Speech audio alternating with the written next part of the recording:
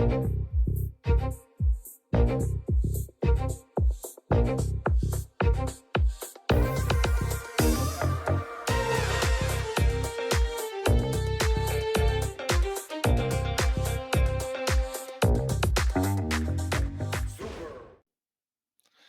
to Super Entrepreneurs Podcast. Today we have with us Rachel Hicks. Rachel is the founder of Whitening, a first of its kind teeth whitening service. They are doing six figures in annual revenue. With no prior business experience and no idea what she was doing, Rachel first entered the business world in 2019, launching Whitening in her house. She previously worked as a dental assistant in a general and orthodontic dentistry. During the pandemic, she was somehow able to keep her business afloat and now has a commercial storefront and recently launched incredibly effective home whitening kits. This is amazing, Rachel. An audience, listen to this. Look what Rachel has done. This is incredible. I can't wait to get into speaking about all this. But can you just share with us, Rachel? You got to six figures in like, how many years is that? 3 years, less than 3 years, or a little bit over 3 years? And you have no business knowledge. Like, how did all that work out? Yeah, it's been a ride. And really Yeah. what it's been is, I would say, my schooling, my education has been experience. And if it hasn't been for the long and winding road of my dental career, then I wouldn't have been able to build this business. So it really started with obviously learning how to work intraorally, what different things look like. It's a lot different than seeing something in person opposed to seeing something in a textbook. So got that hands-on knowledge. And then I actually jumped into dental sales. So that's when I got to learn all about, that was really my university. That Was it a profit margin. course or Nope. just part of the So company? yeah, so I worked with a dental sales company here in Canada. Okay. And I got my own territory. It was actually cold territory, which was really interesting. So no previous accounts, starting from scratch, lots of fun. So there I also got to connect with manufacturers. So all together, it all came into having great options to build a teeth whitening business. And of course, it was a lot of time to figure out what worked, what didn't, because unfortunately, even in dentistry, it's not focused on very much. There's pretty much one big brand that holds the marketplace. And even with a lot of my dentist friends, they say, even in university, they barely even touch the surface on whitening because that's not their priority. There's this one company that holds that marketplace and they just purchase it and they don't ask any questions. They don't really think about, why is that so sensitive? Or why am I paying so much money for this? It's just something that we do in the dental world. So when I decided to bring this out of the dental world, it was a lot of learning because teeth whitening is actually unregulated, which is crazy if you think about it. Yeah. I never knew that. So especially here in Canada, it's considered a cosmetic service, which means, But it's still, you still put something in your mouth, like it still has some chemicals, right? oh, for sure. Typically, you're working with different percentages of peroxides, even either Yeah. carbamide or hydrogen. So it can be scary. So it's been trying to find this fine balance of bringing it out of the dental world, lowering pricing for the general consumer, because in a dental office, you're looking anywhere from $400 to $600 a session. So that adds up. That's expensive. So to bring it out of the dental office, it's nice. Obviously, our chair time isn't as valuable as a dental office. We're able to bring down that cost, and we're going straight to the manufacturer opposed to a distributor. So we're also able to lower our costs there. And then with our dental background knowledge, we're able to provide the service safe and effectively in the cosmetic world. So we get pulled out of the dental world. We do public health and insurance through the personal care space. And here we are. That's incredible.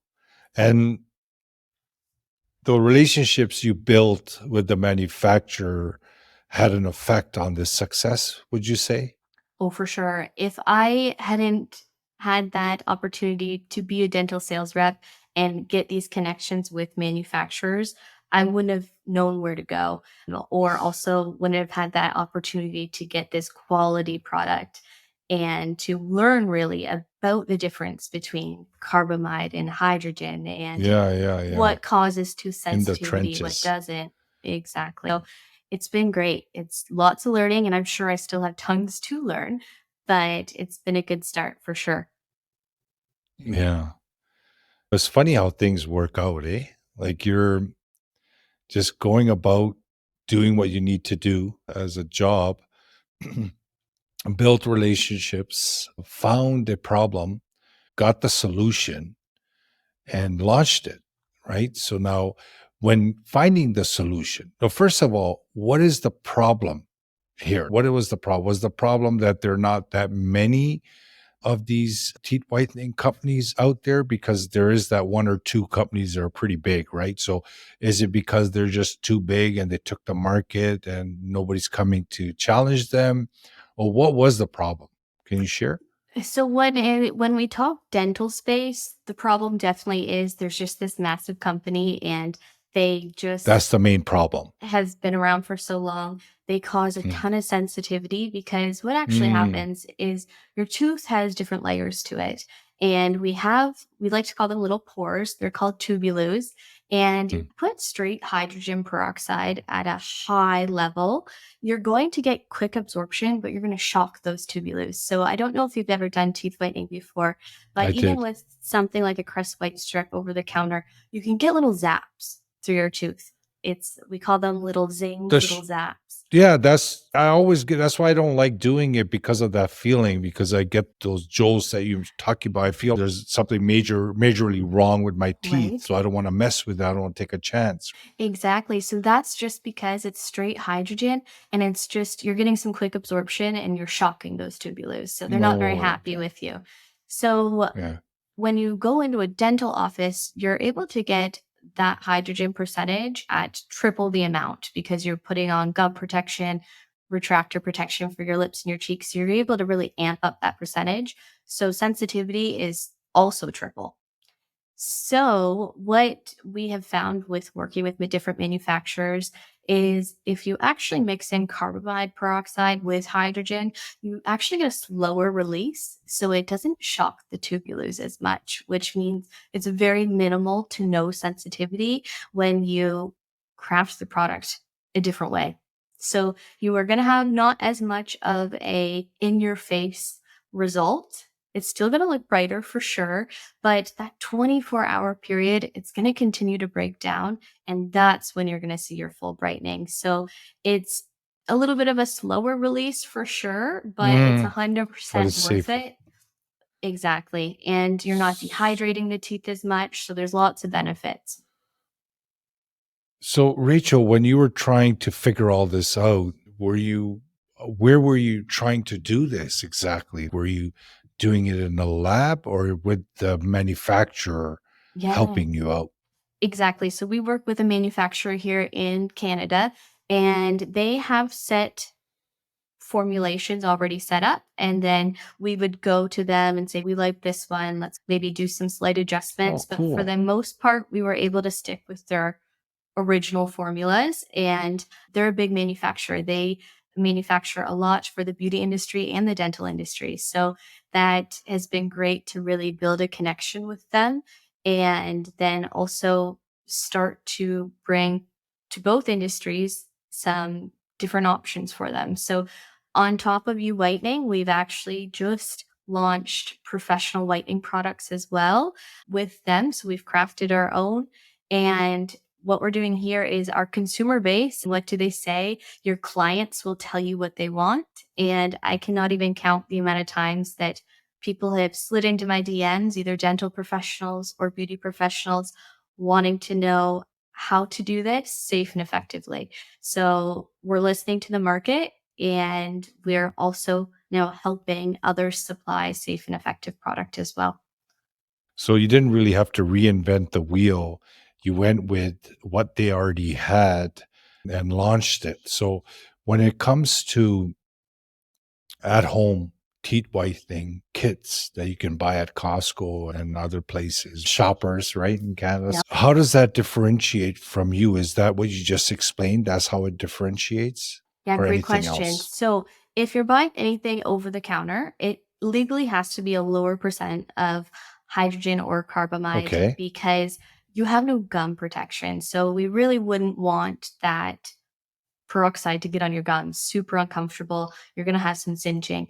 So when you go in person for whitening, if that's your dental office, a beauty professional, etc., there are differences between the two, but still chairside whitening, you are getting higher strengths because we're putting on a gum protection to cover your gums and a cheek retractor to keep your lips and your cheeks out of the way. So then that's why we Mm. can safely apply higher levels of peroxide because your At soft home. tissues. So these are in session. So with somebody in office. So that is keeping your soft tissues safe. Now, if you're doing at home, though, you can still get great results with at home products. You just would want to make sure that it is either just a carbamide or a mixture of hydrogen and carbamide so you don't get those shocks. But with a lower percentage, again, it can give great results. It's just you have to be more consistent and do it more often than a straight inter session with a higher percentage. So definitely pros and cons to both. Depends on your style. If you are not somebody who can wear something consistently 20 minutes a day for 5 to 7 days, then probably take home whitening's not for you. If you would prefer to have something done all in under 90 minutes, then a chairside session would be for you. But of course, chairside is going to be more expensive than a take home kit. So the name of the company is You Whitening. So when you're doing it in the clinic, does that affect the name? Is there a different name, or is it still the same name? Yeah, so if you come see us, we're You Whitening, so that would be ours. But if you are a dental office or a beauty clinic just looking to source our gels, then we would go through professional whitening products. And that's where you can grab our gels. With what we've done is, again, we've listened to the market. We've taken our label off of our gels and just put a tooth so that it blends in with your business because private labeling and White it's labeling, yeah. exactly. It's expensive. You have to buy Mm, tons of bulk. You have to mm. get all the proper insurance. So what we've done is just put this label on. It's going to blend in. It's minimal labeling, no branding, and you're ready to rock. That's awesome. Rachel, are you going to go out to the States and other countries as well with the product? We hope to. It's just every area is a little bit slightly different on their Yeah. whitening regulations. It's Mhm. still pretty gray all over, so most likely. So that's our hopes. So tell me about your mindset here. So is were you always entrepreneurship oriented? I think I Whereas was. growing up, did you always want to start a business? I think deep down I always was. I always early teenage switched jobs. I'm a post-secondary dropout times two, so dropped out of university and college. And I think it really just came down to I did have that entrepreneur spirit, but I didn't know where to focus it. And around the pandemic, or just when it was beginning, this it just happened that way. It wasn't something that you were overly thinking about, meaning that during that time you're saying it's a pandemic, I don't know what's going to happen with my job, let me look at business. Was it that type of scenario, or it just you just you step by step went into this business without realizing? Which option is it? A little bit of both. When I was in the dental field, I was always so frustrated. Even in sales, I still had to work a part-time serving job, bartending. So I was Oh, exhausted and just yeah. wanting more. Like I kept saying, I Yes. want more, but I Wanting didn't more. know what that more was. So what Yeah. happened was when COVID hit, us sales reps, we got laid off. So then I had a little bit more time to start playing around with some different ideas, ordered some Good. different gels, just practice technique and different Good. formulas. And Excellent. that was huge because you don't want to launch something unless you've really figured out what works and what doesn't. Yeah. Yeah. That's wonderful, Rachel. We always feel we can do so much more. We always feel like we are worth so much more. We can do so much more because I feel that every human being has a purpose. That's why we're here. Like we need to do something while we're experiencing this experience. And when we don't, we have that frustration. We don't know what's going to happen in the future. And especially when we know we can do better and we know we can do more, but we don't. When we Right. don't, and then that also creates that blockage and frustration. Is, dude, I could do this. I know, but why am I not doing it? Why am I not taking a step? So it's a lot of the belief structure within us and our subconscious that controls all that. But it seems like there was this switch, like there was this extra layer of belief towards having success in your business somewhere around that time that triggered all this. Would you agree to that? Or I think for sure that final breaking point of being laid off and realizing that somebody else had a control over my finances yeah, than what I did, that was the final straw of, yeah, okay, let's excellent. build something for yourself. Yeah, no, great work, Rachel. I'm glad that you came to the other side, if you may say. I really appreciate it. And I got a chance to meet you as well. I say this in almost all episodes, but I just absolutely love this stuff and hearing what people have done and how they have created something, innovated, something unique, different, and how it can help people. So it's great what you do, and I appreciate it. And I continue to hope you grow into different countries and follow the regulations, of course, but expand all over the world. We always like to ask this question from our guest is, what do you feel your innermost superpower is that got you to this point in your life?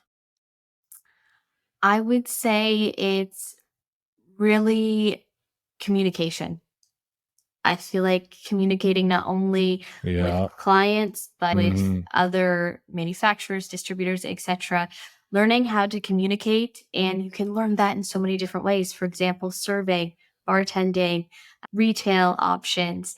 Communication is huge. If you don't know how to Huge. communicate, it definitely is an unused superpower that Yes. needs to be coming out more often because communication Yeah. makes the world go round, especially Yeah. entrepreneurship. Oh, yeah. No, I agree, Rachel. And it bonds other human beings together when you communicate effectively and you transfer that information, that knowledge to another human brain or mind.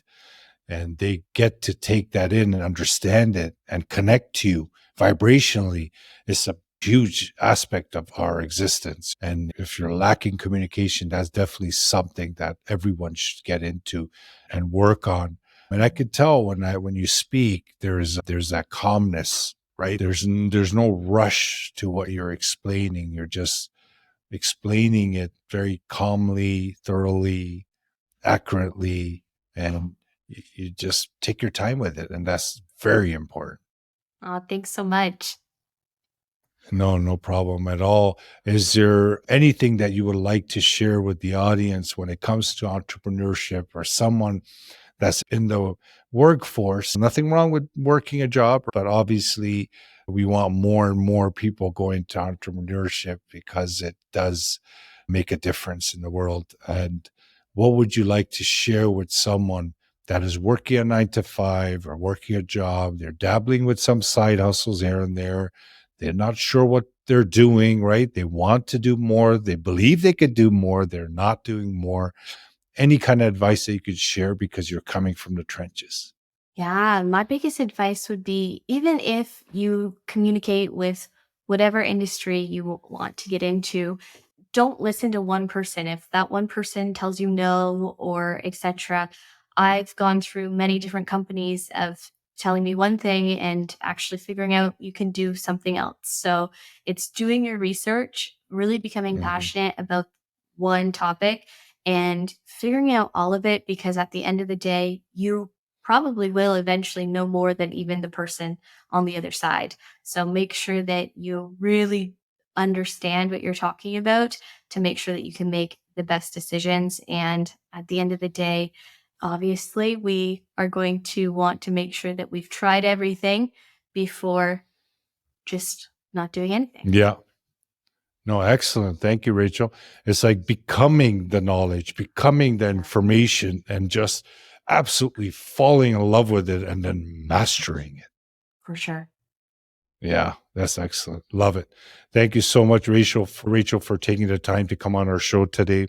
Like I said, wishing you all the best. And I know everyone in the audience is definitely cheering for you for what you have accomplished. You're at six figures, 7, 8, 9, 10, whatever you wish, go for it. You got this and make this happen. I appreciate your time, audience. Thank you so much once again for joining us today. If you need to get in touch with Rachel or check out her site or information, it'll be in the show notes. Love the fact that you guys engage on social media with us. Share the episode if you know any dentists or anybody that works with this whitening with their patients. Definitely share this episode. Spread the awareness. I love the fact that you guys already spread the awareness, but more the merry. So we can't grow without you. Thank you so much. Thank you.